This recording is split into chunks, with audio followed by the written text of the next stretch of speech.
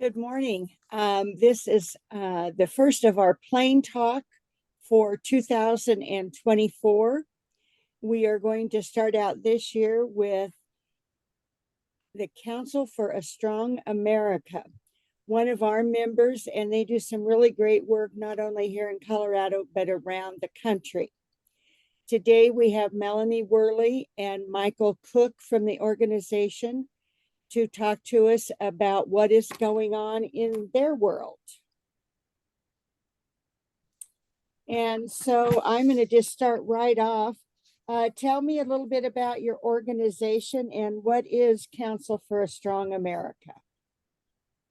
Well, first of all, thanks, Kathy, for having us today and giving us an opportunity to talk to Pro 15 members about the work that we do. I know you're very familiar with it. You've been a great resource for us. But just a little bit about Council for a Strong America. We are a national bipartisan nonprofit, and we're unique in that we recruit, inform, and mobilize law enforcement leaders, retired admirals and generals, and business leaders across Colorado to advocate for policies that will ensure that our youngest learners are going to get the right start in life. And that is key to the work that we do. Our work supports children and youth across the country. In Colorado, we're more focused on early childhood initiatives, although we have done some work in after-school space and skills gap for high school students, et cetera. But we're primarily focused on early childhood. Our organization has a really strong research component. We issued a report in 2020 on the economic impact of the lack of infant toddler childcare here in the state. And at that point in time, the result was $2.2 billion that is lost to Colorado annually as a result of the lack of infant toddler care. We're in the process of renewing that report in 2024. We just completed field work out in the communities across Colorado, conducting a survey of parents with children under the age of 3. So we're anxious to see what that result shows us for 2024. And just late last year, we released a workforce report focused on Colorado and the impacts relative to families trying to find care, child care providers trying to find support for their operations through the workforce. And so that report was really eye-opening for Colorado. And something else, another component that we have in our toolbox is the Brain Science Speakers Bureau, which is a national program that was launched several years ago by our organization. Mel, do you want to jump in and talk about what you did with that last year? I'll be happy to. First of all, Kathy, thank you. And thank you to Pro 15 for having us this morning to discuss Council for a Strong America. And good morning to all the listeners out there from Pro 15 and to hopefully potential members of Pro 15 out there. A little bit about brain science. We are Council for a Strong America is in partnership with University of Washington and the iLab component of University of Washington. And we tapped in this past year in 2023 with one of their brain scientists, Amelia Baklada is her name. And one of our members helped us host a webinar that we produced and offered really it started being an offer to all of the legislature. All of us know that every year the legislature comes in and it's almost an awakening period when they first walk through the doors. And we like to remind them that from 0 to 3, babies are like sponges. And it's so important for us to remind them that there is a science out there that shows that everything we do in those formative years are so important. So we put together this webinar, and actually Council for a Strong America in this partnership makes these brain scientists available for all of our members to tap into. So we put out the webinar, and it's recorded and can be shown over and over again to our members and our member organizations. Just another service that we offer to our membership. Great. Well, that sounds very exciting, but what are the requirements for membership in your group, and can anyone join? Yeah, so we operate with 3 membership groups. We call them sibling organizations. I mentioned a bit ago that we mobilize law enforcement leaders, military, retired admirals and generals, and business leaders. So our 3 groups, membership groups, are Fight Crime, Invest in Kids. That's our law enforcement leaders. And they advocate using a message of public safety, that investments in children at the earliest stage of life are proven through research to reduce criminal activity later in life. So their message is pay me now or pay me later. Make those investments in children now to avoid having to make them later in life. Our second group is mission readiness, and that's our admirals and generals, retired admirals and generals. And I will say in Colorado, we do have 1 active duty general that is a member. Most of our members are retired from military service. And they promote these investments using the argument of national security, that investments in children in the earliest years and ongoing really help to promote national security. And the staggering statistic that we use with mission readiness is that according to Department of Defense data, and this data is from 2019, so it's probably not not in the same percentage as it was at that time. It's probably worse. But at that time, 77% of youth across the country were ineligible for military service.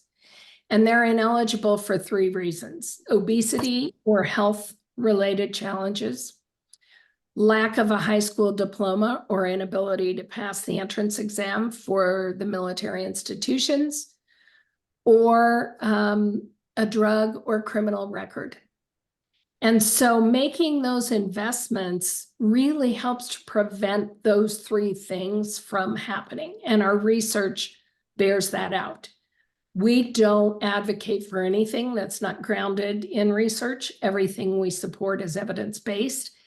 And when the 77% statistic was released, Colorado was at about 71% here in the state, ineligible. So when you think about 77%, that leaves 23% of our youth eligible for military service, but they're also looking at other careers and being chosen for other careers, whether in the corporate world, whether in law enforcement, whatever it might be. So we've got a lot of work to do to give our kids a better start. And that's what Mission Readiness promotes.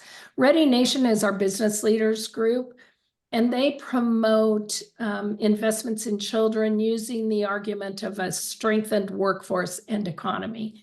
That report I mentioned earlier is going to tell us what the impact to our economy is just for lack of infant toddler care. But there are so many other components of early childhood, and our business leaders advocate for strong policies and investments using workforce and the economy in their messaging. There are no dues or obligations to be a member of Mission Readiness. So what a member is doing when they join either Fight Crime, Mission Readiness, or Ready Nation is allowing us to use their contact information on our private listserv. And it's that simple. And then we will reach out to our members when we have a particular ask or initiative that we're working on, and ask if they would like to be included. It might be a quote, as you know, Kathy, because you've done that in one of our research reports. It might be an op-ed, something else you've helped us with. It might be a sign-on letter to members of the General Assembly. It might be testimony. And it's up to our members to participate at whatever level they choose. So no obligation and no dues. And Mel, do you want to talk a little bit about some of our Pro 15? Just to give us a snapshot just of a couple of our members. Ready Nation, of course, Michael just mentioned Kathy Scholl. Also Taylor Henderson, Joe Kiley with Ports to Clean, Carla Rosas with Centennial Mental Health. And recently I say when we were doing our candidate forum, I had the honor to sit and speak with Jerry Thompson, our Yuma, City of Yuma chief of police, and sat and talked with him and said, would you mind if I just come over to your office and sit down and talk to you and tell you how maybe we can help you? And sure enough, he was more than happy to sign up. So he is also a member with us. So that's just kind of a snapshot of some of our Pro 15 members as well. And so can anyone join? And do they just need to contact you to sign up, or do they need to be asked or referred by someone? It's as simple as just contacting us to say, yes, I'm interested. I'm either in law enforcement, I'm retired general or admiral, or I'm a business leader in the community, and I'd like to participate. We just need contact information. We do use a membership form, which helps us gather that information, or sometimes it's just a business card. And we can pick up what we need from there. So just simple, hey, I'd like to be involved. I'd like you to keep me in mind if you're working on some of these issues. And again, if we reach out to members and say, we're writing a letter to the governor, would you like to be included? Happy to include members that want to be included, but if they don't, that's fine too. Not all issues will resonate with all members. Is your work only in Colorado, or is it nationwide? How is it set up? Yeah, Mel, do you want to talk about that one? Sure. Our work is in Colorado, but it does have a federal component as well. But Michael and I work here in Colorado, but we are statewide. We, as you can tell, we work primarily based here in Colorado, but we cover all of Colorado with a strong really strong focus on rural parts of Colorado. You can see us pretty much. And Kathy, you see me here in Pro 15 quite a bit. I go to the southern parts, also out in the mountain parts, but a strong focus on the rural parts of Colorado. And so are there other organizations, say in Kansas or Nebraska? So in Council for a Strong America, we have state offices only in 7 states. Okay. So work in Kansas and Nebraska is primarily handled through our national office. So we have a mobilization team in our national office, and they have divided those states that do not have state offices. We also have 3 regions that we've developed across the country. So for work in Western states, for instance, that's managed out of our Colorado office. And so it's a little bit of a mix in terms of what our national office does to mobilize members in states without a state office and where we can help manage some of that work. Most of the work in states that don't have a state office is federal. Okay.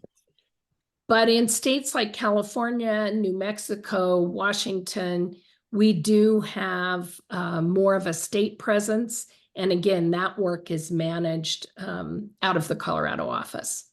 And congratulations to Michael Cooke, who has become the Western Regional Director. Oh, very, very nice. I'll make sure that's in our next briefing that goes out. So, what are some of the issues that your members have supported? So I'll jump in, and Melanie, please jump in too if I miss some important ones. I'll look at recent history. We in 2023 legislative session supported the continuation of the child care contribution tax credit. This is a credit that is over 20 years old in Colorado. It's been reauthorized twice. This was the second time since its early adoption. And it allows citizens, businesses, anyone in Colorado to make a contribution to a qualified child care program or institution and to receive a tax credit for that contribution. So we have been long supporters of the child care contribution tax credit and supported the reauthorization again last year. We also supported an initiative for universal preschool that provided participation bonuses to providers, encouraging them to join the new universal preschool network, and to provide bonuses to infant toddler providers that maintained their seats for infants and toddlers and did not give those up to universal pre-K, because the impact, the unintended consequence of universal pre-K was losing infant toddler childcare seats. So this incentive helps us to keep those seats in place. We worked on the legislation that put Prop II on the ballot. Prop II was an initiative that would allow the state, and did in fact pass, so the state is now allowed to keep excess funding that was collected from tobacco and nicotine product taxes that was in excess of what we estimated when Prop E went on the ballot in 2020.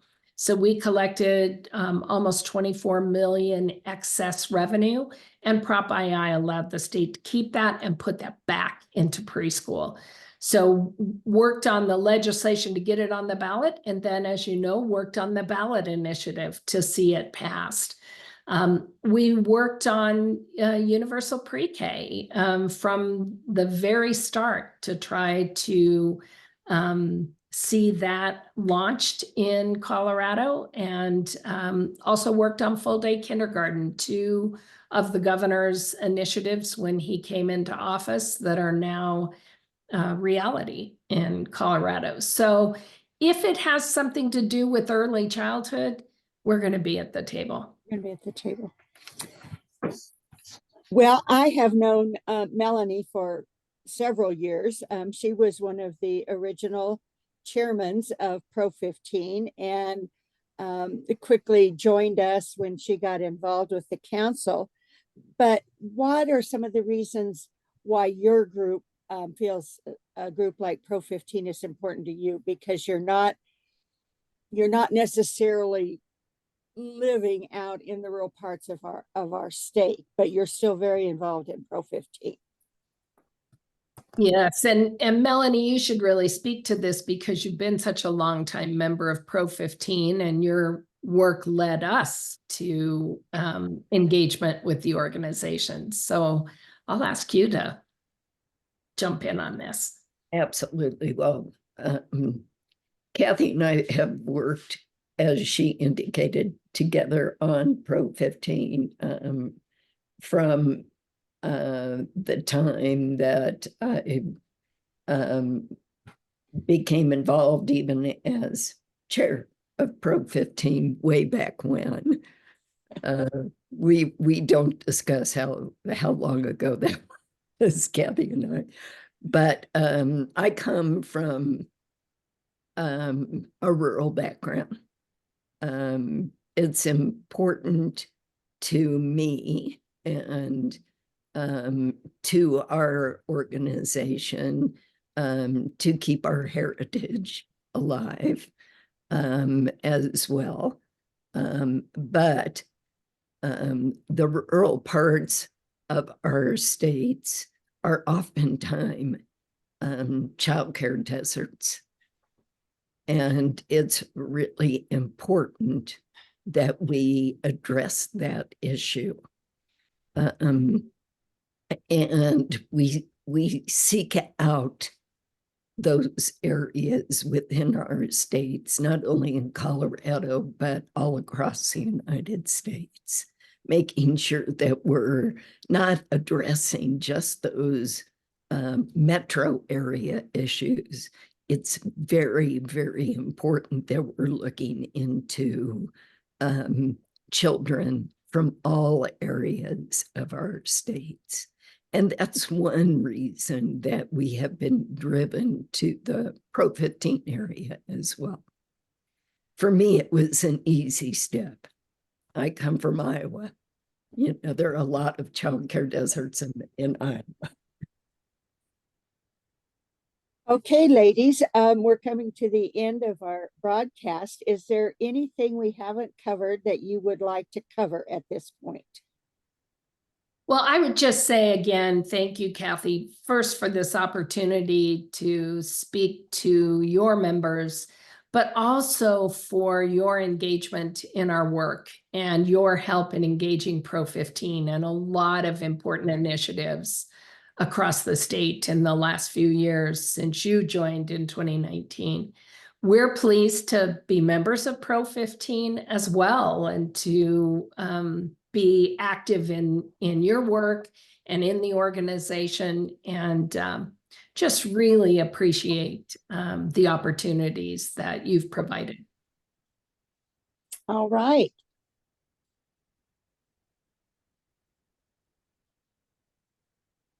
You have been listening to our first 2024 edition of Plain Talk from the Council for a Strong America.